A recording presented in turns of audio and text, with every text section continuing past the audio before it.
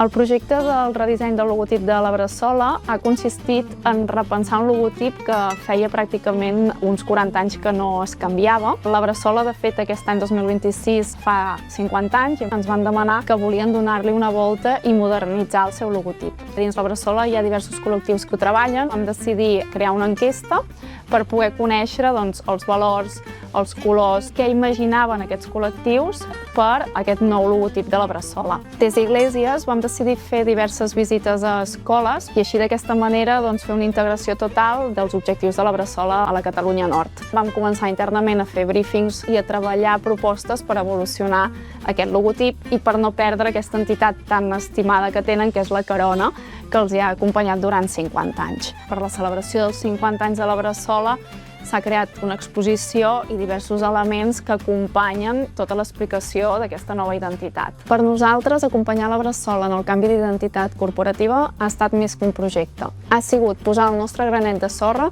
per una institució que treballa cada dia per la llengua, la cultura i l'educació.